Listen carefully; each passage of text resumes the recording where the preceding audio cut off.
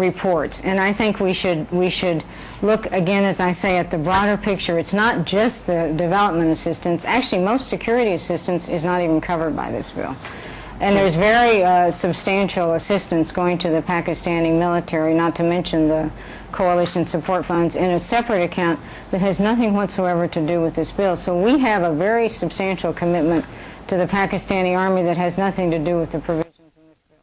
Well, Ambassador, what if it is against the national security, these clauses? Against the national security. If the Pakistan Parliament would accept it, that means military is saying to them, before the Parliament passes it, that you are passing a bill that has the clauses that is against national security. Well, then I disagree. It's not against Pakistan's national security. You disagree with the Pakistan Army? I disagree that the clause is against Pakistan's national security. But I disagree with that. Again, I think these are just reports, and I think we should look again, as I say, at the broader picture. It's not just the development assistance. Actually, most security assistance is not even covered by this bill. And there's very substantial assistance going to the Pakistani military, not to mention the coalition support funds, in a separate account that has nothing whatsoever to do with this bill. So we have a very substantial commitment to the Pakistani army that has nothing to do with the provisions in this bill. Well, Ambassador, what if this tension between the two escalates and probably the system would be derailed? Where the U.S. would stand? It's not going to escalate. I mean, you have a new democracy. You have an extremely responsible military leadership. It's not going to escalate. How can you say that it won't escalate? Pakistan has a history of military intervention. It has a history of military intervention, but yes, of course. And that's why I think most Pakistanis want to see steady civilian rule. It does have a history of military intervention. I think most people here in Pakistan want to get beyond that. And frankly, I think most people in the military want to get beyond that too. And they want to support the civilian government. There's every indication, that, at least in the 2 years I've been here, though certainly the last year, that the Pakistan military wants to support the democratic process. There's not the slightest doubt in my mind. Okay, and I don't think they're going to be thrown off kilter by some, frankly, inadroit phrase in a piece of America. So if the Parliament defeats the bill, do you think the government of Zardari will be destabilized? No, I don't think so. No. If the Parliament defeats the bill, that's the Parliament's privilege. And again, we're going to have to do everything we can to persuade people that they shouldn't do that.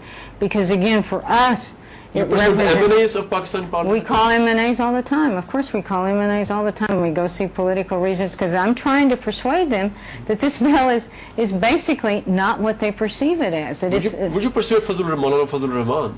Well, would you persuade Nawaz Sharif? We talk to these people all the time. On this particular issue, they call it a charter of submission. Well, again, I think we can explain what this bill is, which represents, again, friendship from the United States to Pakistan in a very long-term arrangement. Do you think in friendship we should put such preconditions which this bill contains? Obviously there are issues here, and again, we need to talk with Pakistanis in a rational, disciplined manner to explain what this bill is and what it isn't. And of course we talk to M&As all the time. We talk to political leaders. We talk to everybody here. A worse scenario, if the Parliament disapproves the bill, so there is no aid then? There is no U.S. aid? People like Senator Kerry and people like Vice President Biden, who've worked hard for Pakistan and who are committed to Pakistan, will basically see this as a slap. And that's okay. But you should I think people should take that into account because it's in all our interest to have the strongest possible relationships between the U.S. and Pakistan. It's in everybody's interest to do that.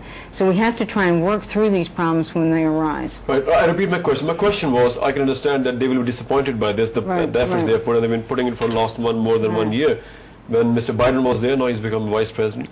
But my question was that if the Parliament disapproves the bill, so there is no U.S. aid.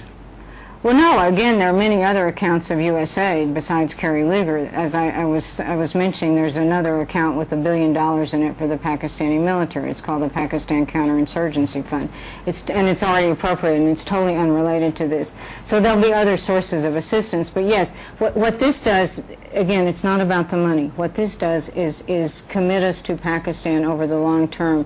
And in my view, it would be a terrible shame if the Pakistan Parliament rejected that. Terrible shame for U.S.? Terrible shame for all of us. The Pakistan won't have the Kerry-Lugar bill aid.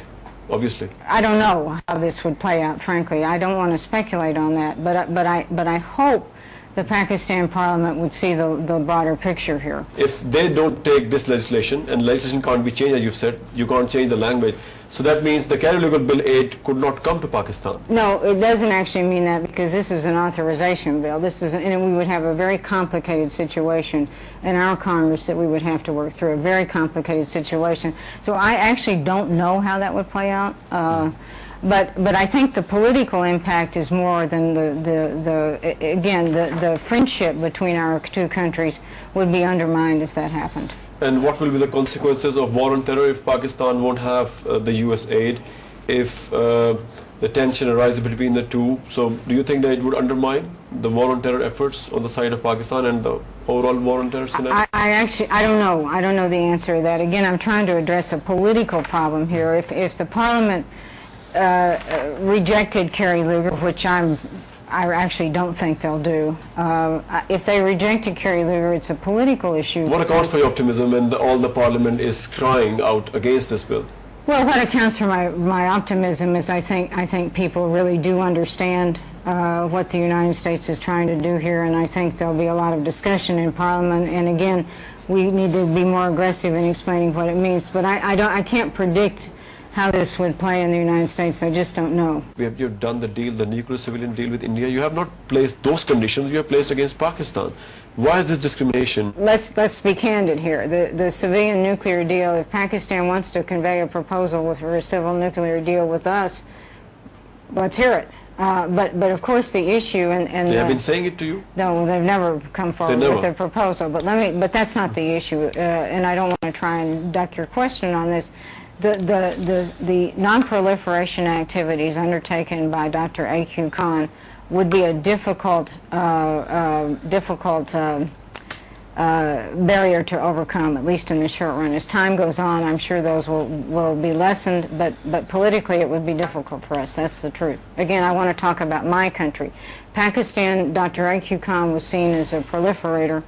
And the political reality... Was he doing the things in personal capacity, or you think that some establishment of Pakistan was involved in it? Well, as far as I know, he's doing it in personal capacity, and there's been a great deal of investigation of this. So, but I don't know, and I wasn't here during this, but in his personal capacity, I think. But again, it's a you want to talk about the politics of Pakistan. This would be a political issue for us too. Right. If we move ahead, a lot of times we have been hearing from you, from the Vice President, from other people, that there is a Shura, Quetta Shura.